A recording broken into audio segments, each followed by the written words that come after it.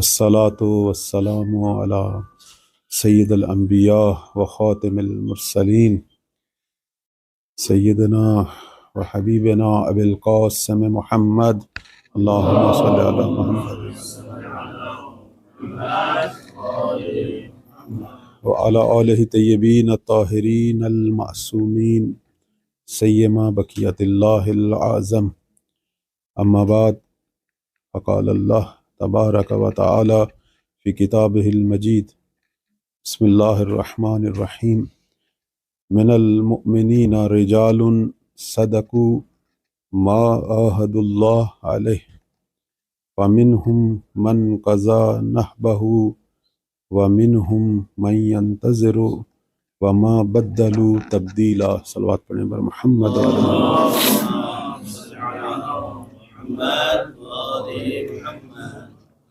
سورہ احزاب کی 23 نمبر آیہ میں پروردگار فرما رہا ہے کہ مومنین میں سے ایسے بھی لوگ ہیں کہ جنہوں نے اللہ سے کیا ہوا جو وعدہ ہے اس پر ثابت قدمی کا اظہار کیا، ثابت قدم رہے، اور ان میں سے وہ ہیں کہ جنہوں نے اس وعدے سے وفا کی، شربت شہادت کو نوش کیا، اور کچھ ایسے ہیں کہ جو شہادت کے منتظر ہیں، اور یہ وہ سنت الہی ہے جسے تبدیل نہیں کیا جا سکتا۔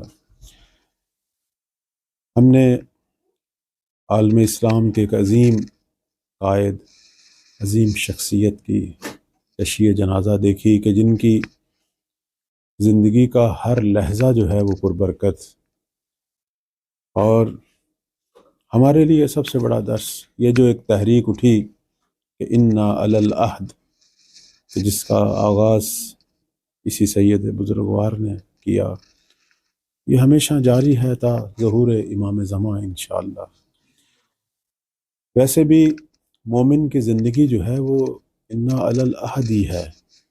اس کے علاوہ ایک مومن جو امام غائب کے زمانہ میں منتظر ہے مولا کے ظہور کا، وہ کبھی بھی عہد سے دور نہیں ہے۔ اس لیے آپ دیکھیں کہ ہمارا جو وظیفہ ہے زمانہ غیبت میں، وہ ہر روز امام سے عہد و پیمان باندھنا ہے، کہ جس کی تعلیم جو ہے چھٹے مولا امام جعفر صادق صلوات اللہ علیہ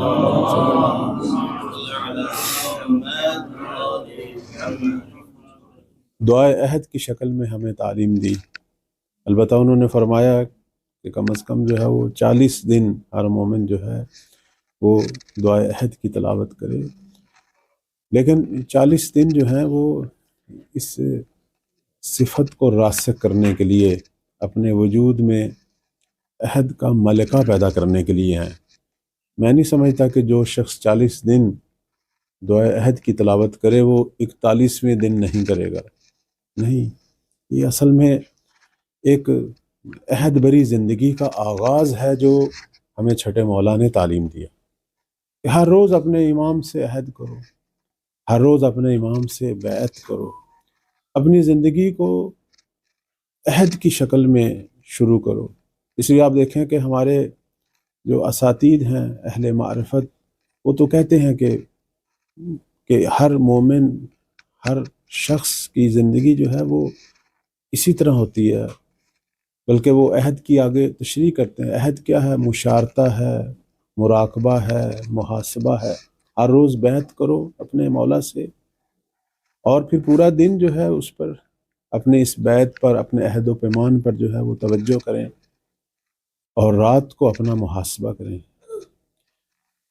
اور یہ عہد وہی پروردگار کے ساتھ عہد ہے، اس کی راہ میں حرکت کا عہد ہے۔ ہمارے سامنے جو آگے جو دن آ رہے ہیں وہ ماہ رمضان کے ہیں، اور ماہ رمضان جو ہے، اگر ہم چاہتے ہیں اس عہد و پیمان والی زندگی کا آغاز کریں، بہترین مہینہ جو ہے کسی بھی ایک پرنور حرکت کا اگر آغاز ہو تو ماہ رمضان سب سے بہتر ہے۔ مثلا اگر ہم یہی عہد و پیمان والی زندگی کا آغاز کرنا چاہتے ہیں تو بہترین زمانہ جو ہے ماہ رمضان ہے۔ ماہ رمضان میں آپ جانتے ہیں کہ یہ تو احادیث میں بھی آیا ہے کہ شیاطین جو ہے وہ باندھ دیے جاتے ہیں، ابھی لوگ بعض سوال کرتے ہیں کہ شیاطین باندھ دیے جاتے ہیں، لوگ پھر بھی گناہ کرتے ہیں، وہ نفس امارہ ہے، نفس امارہ ہے جو گناہ کرواتا ہے، ورنہ وہ حق ہے کہ ابلیس اور اس کا جو پورا لشکر ہے وہ باندھ دیا جاتا ہے۔ یعنی ایک عامل جو انسان کو ورغلاتا ہے اس کو پروردگار جو ہے اس مہینے میں باندھ دیتا ہے۔ یعنی ایک فرصت ہے، فرصت طلائی جسے ہم کہیں کہ اگر ہم اپنی تربیت، اپنی تہذیب اور اپنی اصلاح کرنا چاہتے ہیں تو بہترین زمانہ جو ہے وہ ماہ رمضان ہے، چونکہ ایک دشمن جو ہے وہ باندھا گیا ہے، ایک دشمن سے لڑنا ابھی ہم نے، اور بڑا آسان ہے اس صورت میں۔ البتہ یہ کوئی دشمن چھوٹا دشمن نہیں ہے، یہ بھی بڑا خطرناک دشمن ہے۔ جیسے ہماری روایات میں آتا ہے کہ امام زمان علیہ السلام جب ظہور فرمائیں گے تو ابلیس اور اس کا پورا جو لشکر ہے وہ مارا جائے گا، کیونکہ یہ بھی ظالم ہے۔ شیطان نے جو قرآن مجید کے اندر اللہ سے مہلت مانگی تھی تا قیامت، تو پروردگار نے جو ہے وہ وقت معلوم کہا قرآن مجید میں۔ تو اب اس کے ذیل میں جو احادیث ہیں وہ یہی کہتی ہیں وقت معلوم سے مراد روز ظہور ہے، یعنی امام زمان علیہ السلام کی جو جنگ اپنے زمانہ کے ظالموں میں سے ہوگی، ان میں سے ایک ابلیس بھی ہے، کیونکہ اس نے بھی پوری تاریخ میں بے پناہ ظلم ڈھائے، اسی کی حکومت رہی ہے، ابھی بھی آپ دیکھیں دنیا میں اسی کی ہے، بڑی بڑی طاقتیں، بڑے بڑے ممالک جو ہیں وہ اس کے زیر اثر ہیں، اس کا نظام چل رہا ہے بظاہر دنیا پہ، حقیقت میں تو ولی اللہ ہے، حجت خدا ہے، درست ہے وہ تکوینیات میں ہے، لیکن ظاہری نظام جو ہے آپ دیکھیں یہ شیاطین ہی ہے جو فیصلے کر رہے ہیں، جو ہزاروں لوگوں کو مارتے ہیں اور کہتے ہیں کوئی بھی نہیں ہے، کون ہے، ہم ہی ہیں سارا کچھ، لیکن وہ تو خدا ایک دن واضح کرے گا کہ میں ہوں، ٹھیک ہے میں نے دنیا کو دارالاختیار قرار دیا ہے، تم لوگوں کو آزادی دی ہے، لیکن اس کا مطلب یہ نہیں کہ میں ہوں۔ یہی ماہ رمضان جو ہے ایک دن امام زمان کے ظہور کی نوید بنے گا، جب 23 ماہ رمضان کو وہ ندائے آسمانی آئے گی، اور اللہ کرے ہم سب یہ ندائے آسمانی سنیں انشاءاللہ۔ صلوات پڑھیں بر محمد و آل محمد۔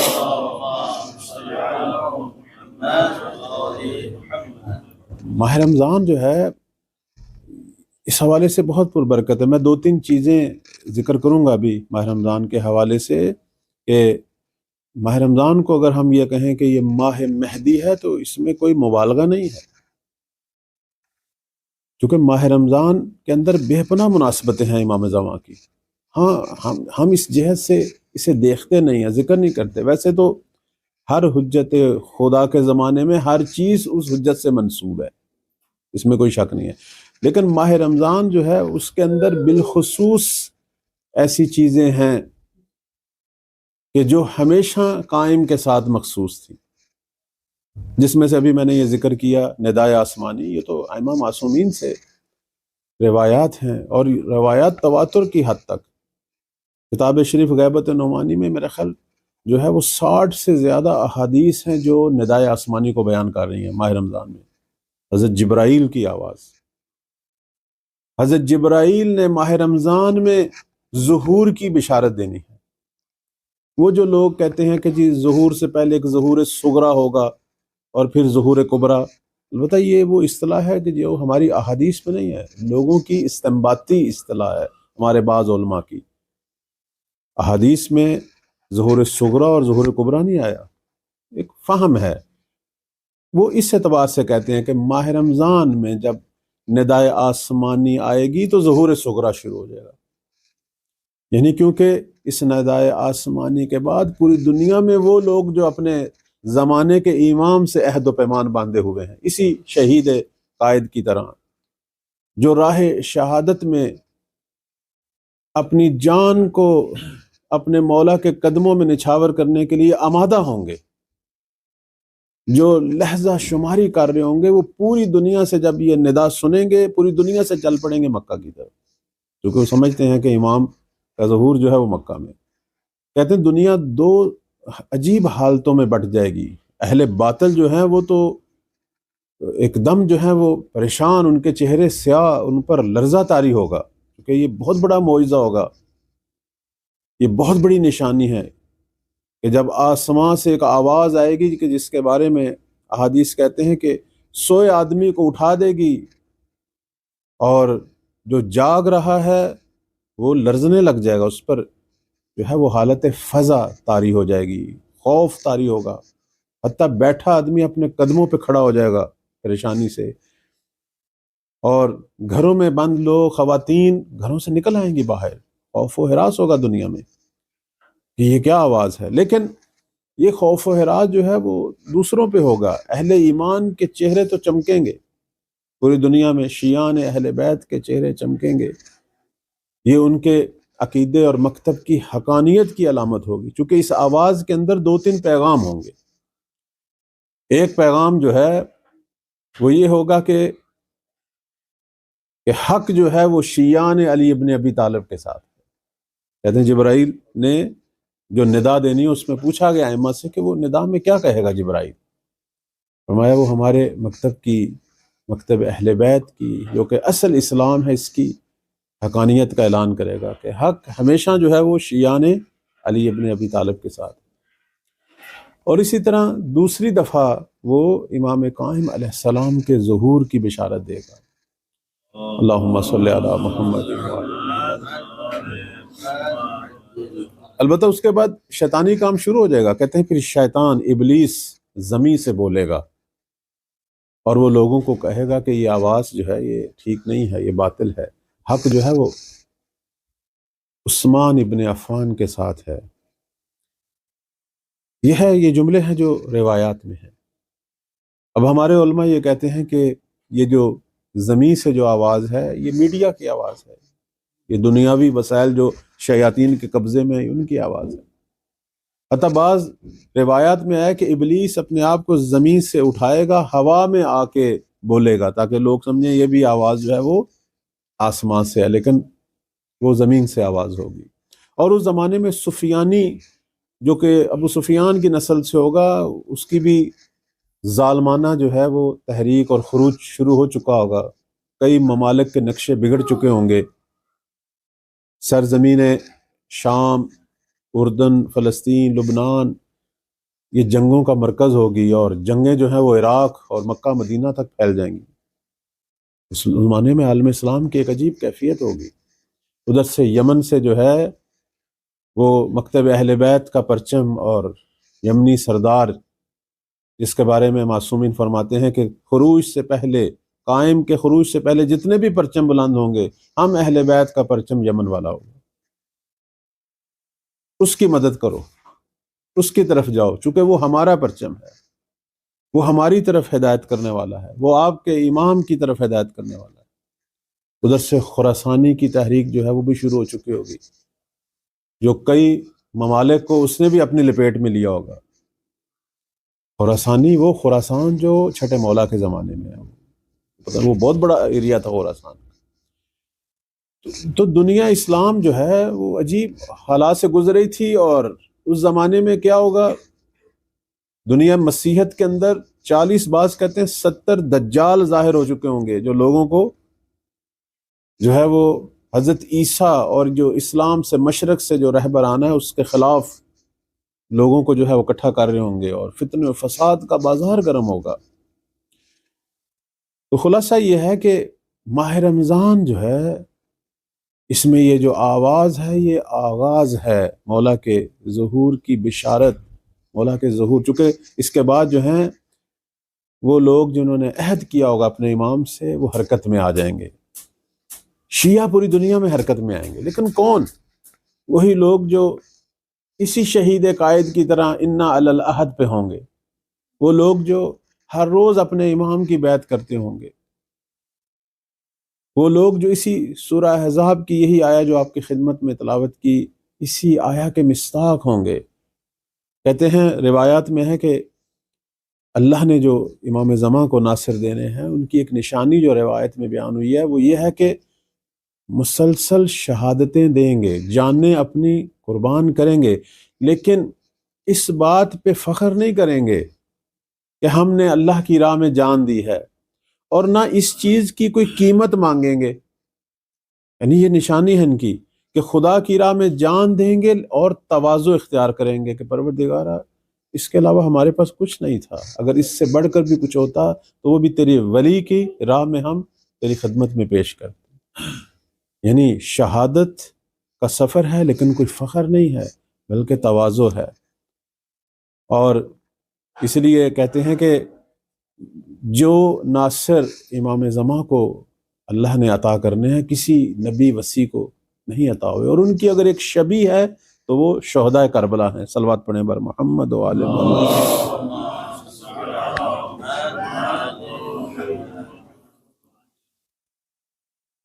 ایک چونکہ اب آسمانی آواز کا ذکر آیا تو میں اسی حوالے سے عرض کروں گا۔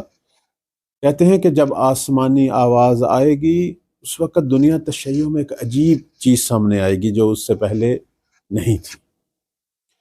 آپ نے پڑھا ہوگا مقتل میں، اور جو تاریخی روایتیں ہیں جناب مسلم بن عقیل کے حوالے سے صلوات اللہ علیہ، چونکہ جناب مسلم بن عقیل کا بھی ماہ رمضان میں ہی ذکر ہونا چاہیے۔ جناب مسلم جو ہے وہ کوفہ میں جب داخل ہوئے تھے تو نصف ماہ رمضان گزر چکا تھا، ان کا ورود کوفہ میں ماہ رمضان۔ اور آپ کی خدمت میں عرض کریں کہ جب جناب مسلم کی ابن زیاس سے بلاخر وہ ایک فیصلہ کن مرحلہ آیا تو جناب مسلم کے پیچھے ہزاروں لوگ تھے، 17,000 تک بیان ہوئے ہیں، بعض اس سے زیادہ بیان کرتے ہیں۔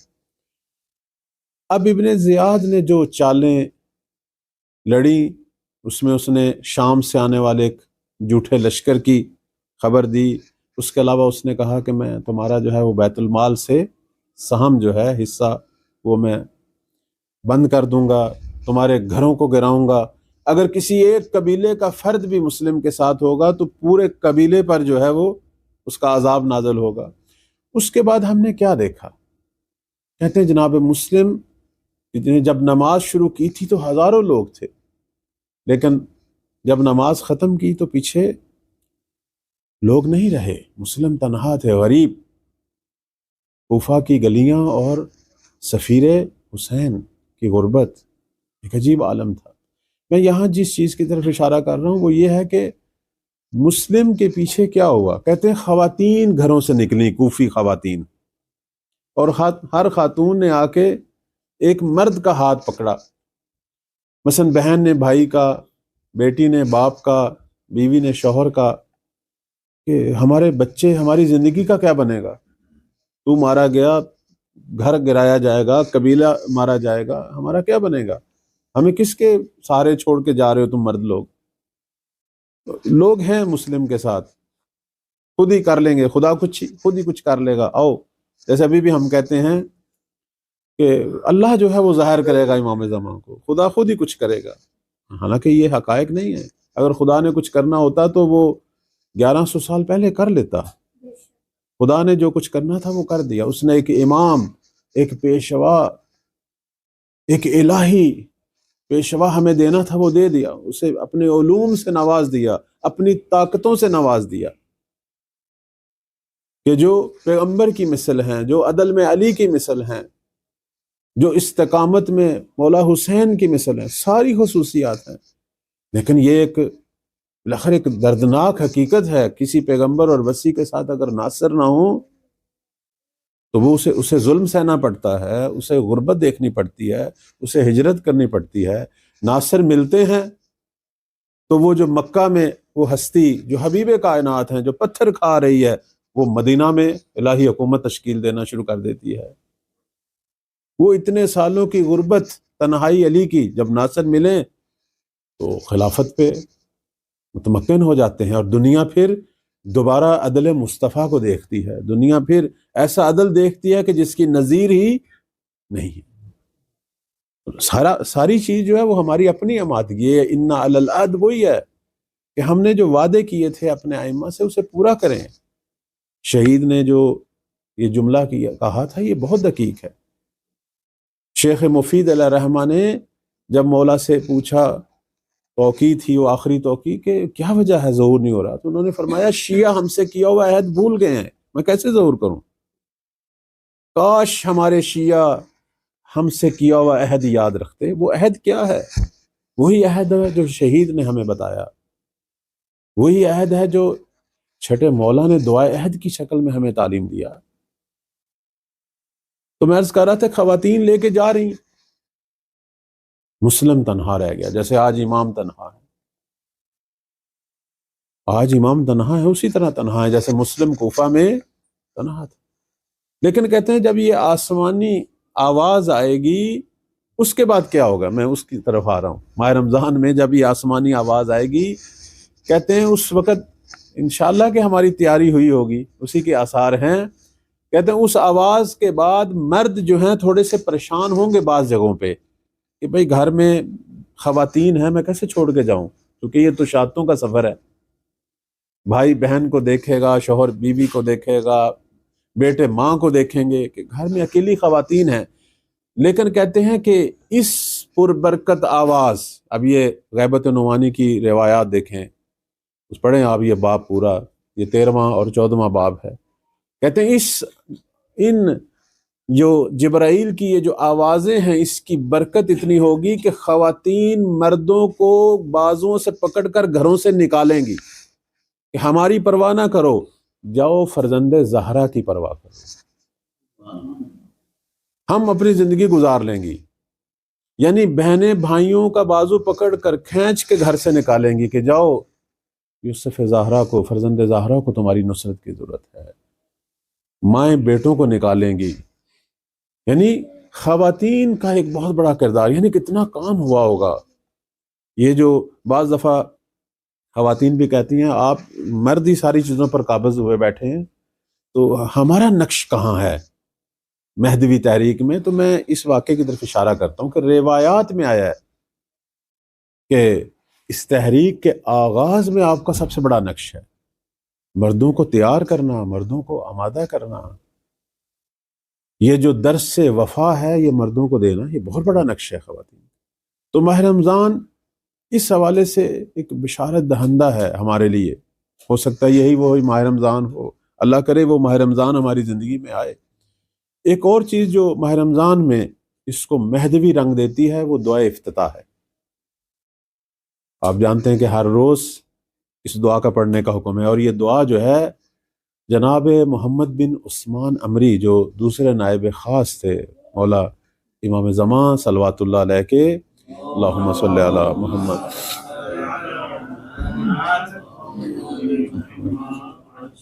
یہ ان کی طرف سے یہ دعا جو ہے ہمیں ہدیہ ہوئی، اور اس دعا کو جو عطا کیا ہے وہ خود سرکار صاحب الزماں حجت خدا نے عطا کیا ہمیں، یہ ان کا تحفہ ہے۔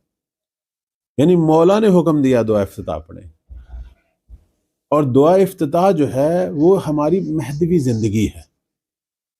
دعا افتتاح میں کیا ہے؟ دعا افتتاح میں درس توحید ہے، دعا افتتاح میں عبادت مومن کی کیسے ہونی چاہیے، اس کی معاشرت کیسے ہونی چاہیے، ایک منتظر کی تصویر ہے۔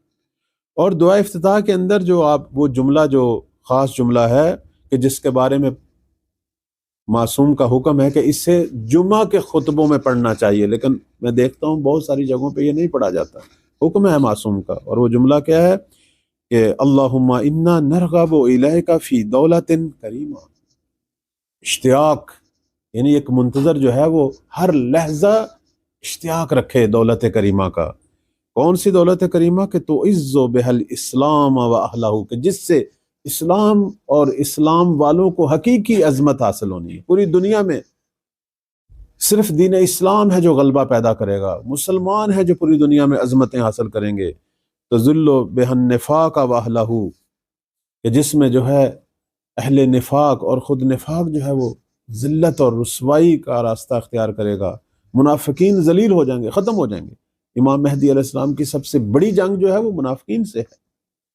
باقی ملتیں تو بڑی آسانی سے قبول کریں گی، وہ تو منتظر تھیں۔ وہاں البتہ حضرت عیسیٰ کا کردار بھی ہے ملت مسیحیت پر کام کرنے میں، وہ بھی امام کے ہمراہ ہوں گے، لیکن خود امام کو جو سب سے زیادہ مزاحمت کا سامنا کرنا پڑے گا وہ منافقین ہے، جو مشرق وسطیٰ کے اندر اسی عالم اسلام میں، جو جیسے کہ چھٹے مولا نے فرمایا کہ اس زمانے میں مجتہد اور فقہا فتویٰ دیں گے مہدی کے خلاف۔ البتہ یہاں مراد وہ تھے، ہمارے بعض ذاکر خطیب اس کو ہمارے فقہا پر تطبیق کرتے ہیں، اس روایت کو۔ مراد جو ہے آپ چھٹے مولا کی یہ روایت پڑھی، اس میں وہ سب سے پہلے بیان کرتے ہیں یہ جو میرے سامنے کھڑے ہیں، جنہوں نے میرے سامنے مکتب کی دکانیں کھولی ہوئی ہیں، یہی مختلف فقہا جو میں امام صادق کے سامنے دین حق کے سامنے کھڑے ہیں، انہی کی راہ پر چلنے والے قائم کے مد مقابل کھڑے ہوں گے، اور لشکر کے لشکر جو ہیں وہ ان کے خلاف جو ہیں وہ نکالیں گے، اور یہ منافقین سے جنگ جو ہے یہ حتمی ہے۔ اس لیے آپ دیکھیں کہ مولا جب ظہور فرمائیں گے بے پناہ مزاحمت ہے مکہ میں، مدینہ میں، سرزمین عرب پر، حتیٰ قریش کا عناد اور کینہ مولا کے ساتھ، یہ سب چیزیں جو ہیں ہماری روایات میں موجود ہیں۔ لیکن پھر بھی خدا اسی مہدی کے ہاتھوں ان تمام اہل نفاق کو جو ہے وہ ذلت کا راستہ دکھائے گا، اور یہ ذلیل و رسوا ہوں گے، اور اسلام حقیقی جو ہے وہ عزت پائے گا۔ ایک اور چیز جو اس ماہ رمضان کے حوالے سے، چونکہ میں نے عرض کیا کہ یہ مہدوی مہینہ ہے، وہ شب قدر ہے۔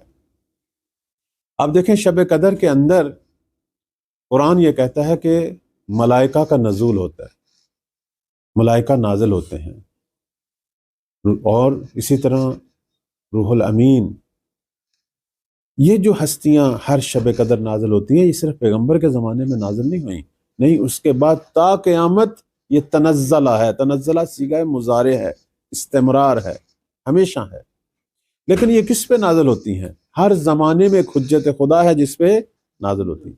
اس لیے ائمہ علیہ السلام فرماتے ہیں کہ قرآن کی وہ آیت جس کا جواب ہمارے مخالفین کے پاس نہیں ہے، اور جو مکتب تشیع کی حقانیت پر سب سے بڑی سند ہے، وہ یہی ہے کہ ان سے پوچھیں کہ اب ملائکہ کس پہ نازل ہو رہے ہیں؟ پیغمبر تو نہیں ہے، کس پہ نازل ہو رہے ہیں؟ اس سے امامت، سلسلہ امامت ثابت ہوتا ہے، چونکہ نبی کریم صلی اللہ علیہ وآلہ وسلم نے اللہم صلی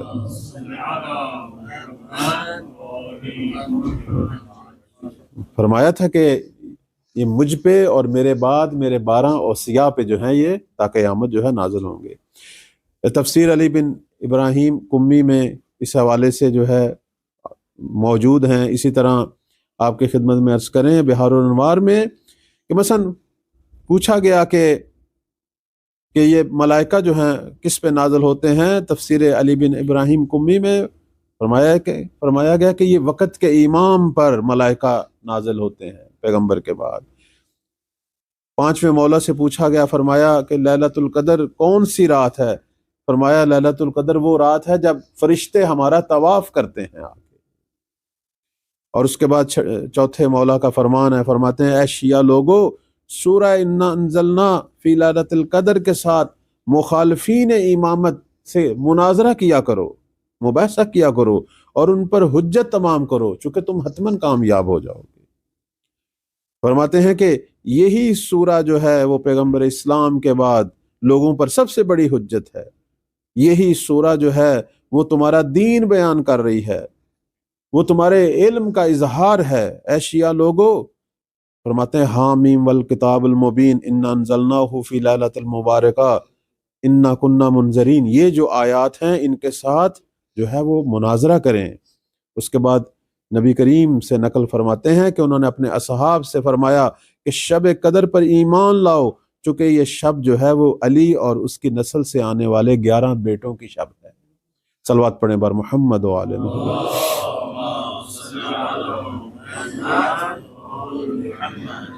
تو ہر شب قدر، یہ 1100 سال گزر گئے، شب قدر کس پہ فرشتے آتے ہیں؟ امام زمان پہ آتے ہیں۔ اس شب قدر بھی امام زمان پہ، امام زمان میزبان ہیں فرشتوں کے۔ وہ جو مقدرات ہماری تقدیریں لے کے آتے ہیں ان پر امضا کون کرتے ہیں؟ وہ امام زمان ہے۔ کون ہے جو اپنی امت کے حالات سے مطلع ہوتے ہیں؟ وہ امام زمان ہے۔ اسی طرح ایک اور دعا جو ہر روز پڑھنے کا حکم ہے، اور ہر واجب نماز کے بعد، وہ دعا کون سی ہے؟ وہ بھی آپ جانتے ہیں، بڑی مشہور دعا ہے، اللہم ادخل علی اہل القبور السرور۔ یہ دعا بھی دعا امام زمانی ہے، یہ دعا عصر ظہور کو بیان کر رہی ہے۔ یعنی اگر آپ غور فرمائیں، پورا ماہ رمضان جو ہے وہ مہدوی ہے۔ اب یہ دعا وہ ہے کہ جس کے بارے میں فرمان ہے کہ اسے ہر نماز کے بعد پڑھیں تاکہ آپ کے گناہ بخشے جائیں، یہ مومن کی علامتوں میں سے ہے۔ لیکن آپ اس دعا کا اگر متن غور فرمائیں، مثلا اس کا آغاز اس سے ہو رہا ہے کہ اللہم ادخل علی اہل القبور السرور، پروردگارا کہ تو جو ہے وہ اہل قبور میں سرور اور شادمانی کو داخل کر۔ اب آپ سے سوال ہے، کس دور میں اہل قبور میں سرور داخل ہوگا؟ فقط عصر ظہور میں، چونکہ یہ احادیث ہیں۔ چھٹے مولا فرماتے ہیں کہ میں دیکھ رہا ہوں جب قیام کریں گے اور پیغمبر کا پیراہن پہنے ہوں گے، اس وقت میں دیکھ رہا ہوں کہ کوئی قبر ایسی نہیں ہوگی کہ جہاں مومن جو ہے وہ خوشحال نہ ہوگا، اور مومنین ایک دوسرے کو بشارتیں دے رہے ہوں گے، اور عالم برزخ میں مومنین ایک دوسرے کی زیارت کر رہے ہوں گے۔ وہ عصر ظہور ہے کہ جس میں مومنین کی قبروں میں جو ہے وہ سرور داخل ہوگا۔ اللہم اغن کل فقیر، پروردگارہ تو ہر فقیر کو غنی کر۔ کس دور میں فقیر، ساری دنیا کے فقیر غنی ہوں گے؟ وہ عصر ظہور ہے۔ کہتے ہیں وہ واحد دور ہے کہ دنیا میں کوئی فقیر ہی نہیں ملے گا، لوگ صدقہ اور زکوٰۃ لے کر فقراء کو ڈھونڈیں گے، دنیا میں فقیر نہیں ملے گا، کوئی مستحق زکوٰۃ نہیں ملے گا۔ حتیٰ ایسے ہی کسی کو فقیر سمجھ کے زکوٰۃ دینے کی کوشش کریں گے، وہ قبول نہیں کرے گا، وہ کہے گا میں فقیر نہیں ہوں، میں مستحق نہیں ہوں۔ چونکہ امام جو ہیں وہ ہر مہینے 2 بار، اسی طرح ہر سال 2 بار اتنا کچھ لوگوں کو دیں گے کہ پوری دنیا غنی ہو جائے گی۔ اس زمانے میں زمین اپنے خزانے اگلے گی، آسمان سے ایسی باران رحمتیں نازل ہوں گی کہ زمین کی بیماریاں دھل جائیں گی، زمین میں ایسا سبزہ اور نباتات کہ دنیا سے قحط، خشک سالی سب چیزیں ختم ہو جائیں گی۔ بے پناہ نعمات کا زمانہ ہے، وہ پورے نعمات۔ معصوم فرماتے ہیں اتنی نعمات اہل زمین کو نصیب ہوں گی کہ اس سے پہلے کبھی بھی نوع بشر نے یہ نعمتیں نہیں دیکھی ہوں گی۔ اس دعا میں ہے کہ اللہم اشبع کل جائے، ہر بھوکے کو پروردگارہ تو سیر کر۔ کس زمانے میں دنیا میں کوئی بھوکا نہیں رہے گا؟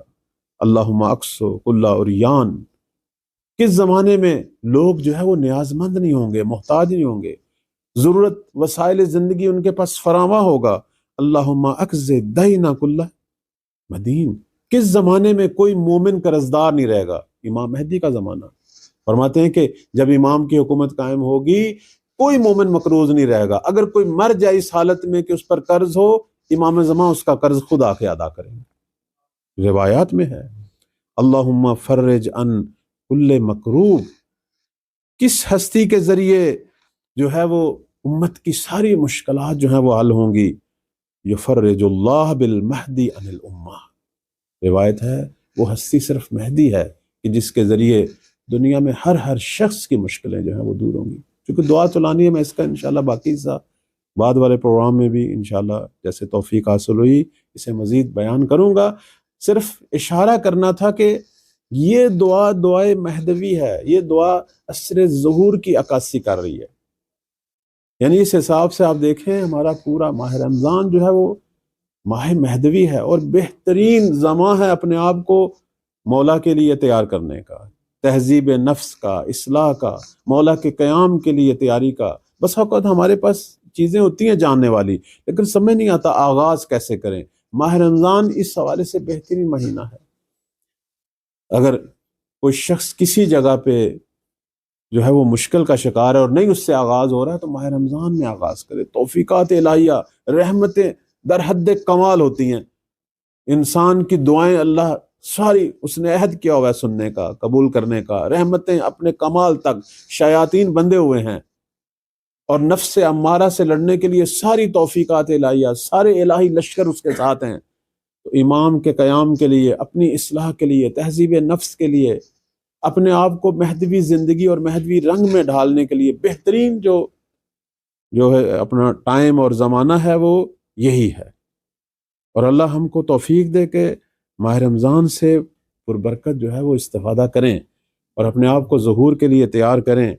چونکہ تھوڑا سا ذکر آیا جناب مسلم کا، اور میں چاہتا ہوں سفیر امام ہیں، ایک اشارہ صرف کروں ان کی مصیبت پہ۔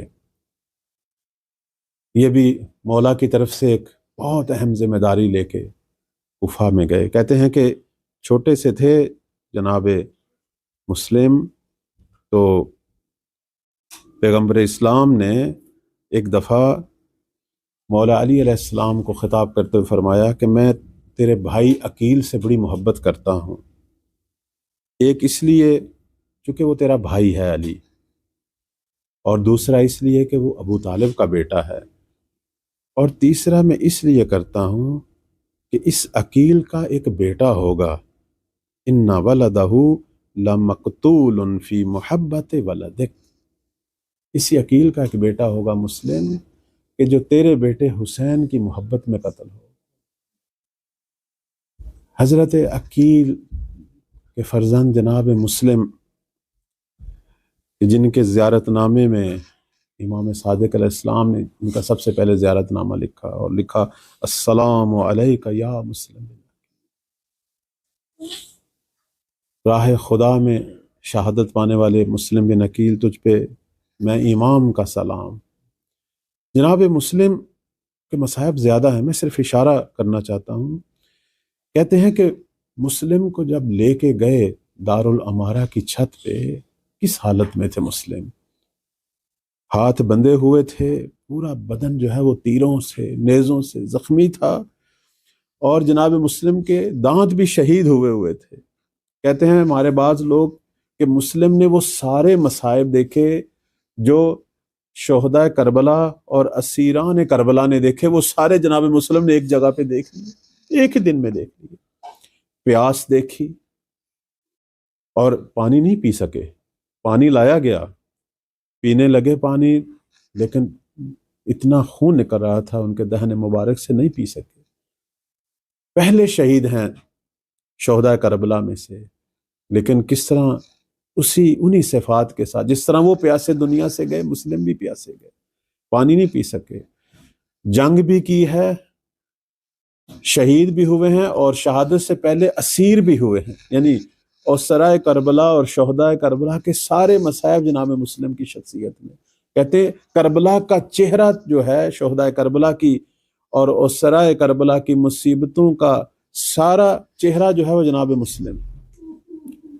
مسلم کو جب لایا گیا دارالامارہ کی چھت پہ، تو دیکھا اس ظالم نے کہ مسلم کی آنکھوں سے آنسو جاری ہو چکے ہیں، رو رہے ہیں۔ تو وہ حیران ہوا، وہ قاتل، اس نے کہا مسلم اگر مجھ سے کوئی پوچھتا تیرے بارے میں تو میں کہتا تو سرزمین عرب کا شجاع ترین شخص ہے، اور اس میں کوئی شک نہیں ہے۔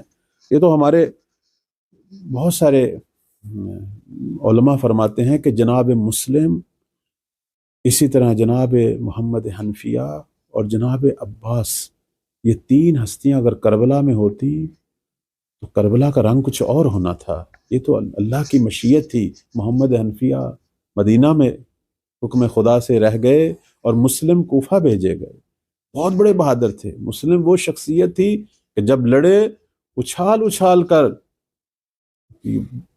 یعنی دشمن کو ہوا میں اچھالتے تھے اور دو حصے کر دیتے تھے، اتنے بڑے پہلوان عرب کے۔ لیکن آج مسلم بندھا ہوا ہے، پورا بدن زخمی ہے، چہرہ مبارک زخمی ہے، اور آنکھوں سے آنسو جاری ہیں۔ تو اس قاتل نے کہا مسلم تو بڑا شجاع ہے عرب کا، موت سے ڈر رہا ہے؟ تو کہنے لگے میں موت سے نہیں ڈر رہا، مجھے رونا آ رہا ہے کہ میں نے اپنے امام کو کہا تھا کہ کوفہ کے حالات سازگار ہیں، آپ تشریف لے آئیں، لیکن کوفہ تو اپنا رنگ بدل چکا ہے۔ مجھے پھر بھی اس بات پہ رونا نہیں آ رہا کہ وہ شہید ہو جائیں گے، شہادت ہمارا افتخار ہے۔ مجھے اس بات پہ رونا آ رہا ہے کہ میرے امام کے ساتھ ان کی بہنیں بھی ہیں اور ان کی بیٹیاں بھی ہیں۔ مجھے اس بات پہ رونا آ رہا ہے کہ رسول زادیوں کے ساتھ کیا ہوگا۔ کہتے ہیں کہ جب جناب مسلم کا سر قلم ہوا اور انہیں دارالامارہ سے زمین پہ پھینکا گیا اور ان کی جسد مبارک کو کوفہ کی گلیوں میں گھسیٹا گیا، اور یہ روایت جب سید الشہداء کو راستے میں بتائی گئی، اس شخص نے آ کے بتایا کہ میں نے کوفہ کو اس حالت میں ترک کیا ہے کہ مسلم اور ہانی کے لاشیں رسیوں سے باندھ کر کوفہ کی گلیوں میں گھسیٹے جا رہے تھے۔ تو اسی آیہ مجیدہ کی سید الشہداء نے تلاوت فرمائی کہ جس کا آغاز میں نے عرض کیا۔ اس کے بعد کہتے ہیں کہ سید الشہداء اٹھ کر خیمہ میں آ گئے۔ جناب مسلم کی عظمت صرف یہ نہیں ہے کہ وہ خود شہید ہوئے، ان کے سارے بچے شہید ہوئے، حتیٰ ان کی بیٹی بھی شہید ہوئی۔ کہتے ہیں خیمہ میں آئے، آ کے انہوں نے کہا بی بی زینب سے کہ بہن مسلم کی بیٹی بھی ہمارے قافلے میں ہے، اور ان کی ایک بیٹی تھی جناب عاتقہ، کہا اسے میرے پاس لایا جائے۔ کہتے ہیں بی بی عاتقہ کو لایا گیا۔ اب ظاہر امام ماموں تھے ان کے، اپنی گود میں بٹھا کے، بچی بڑی تھی، 8 9 سال 11 سال تک بتایا گیا، امام بار بار اس کے سر پہ شفقت کا ہاتھ رکھتے ہیں اور رونا شروع کر دیتے ہیں، پھر شفقت برا ہاتھ رکھتے ہیں، رونا شروع کر دیتے ہیں۔ اب خواتین بھی حیران تھی اور وہ بچی بھی حیران تھی۔ کہتے ہیں تھوڑی دیر تک تو بچی یہ دیکھتی رہی، پھر ایک دم اس کے منہ سے نکل گیا، اس نے کہا ماموں میرے والد کو خیر ہے، میرے بابا کو خیر ہے، آپ جس انداز سے میرے سر پہ ہاتھ رکھے ہوئے ہیں اس طرح تو یتیموں کو نوازش کی جاتی ہے۔ اجرکم اللہ۔ مولا نے فرمایا آتکا آج کے بعد تیرا باپ میں ہوں، آج کے بعد میں ہوں تیرا باپ۔ بس اس کے بعد کہتے ہیں خیمہ میں صدائیں بلند ہو گئیں، یا مسلمہ یا حسینہ کی آوازیں آنی شروع ہو گئیں۔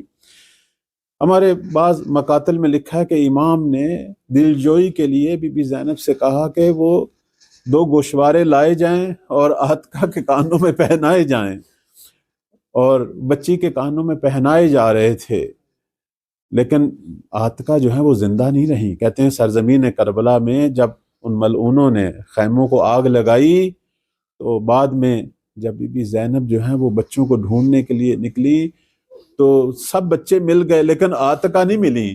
بس ایک جگہ پہ آتکا کا جنازہ دیکھا تھا کہ جس کے سینے پہ گھوڑوں کے سموں کے نشان تھے۔ اللہ لعنت اللہ علی الظالمین۔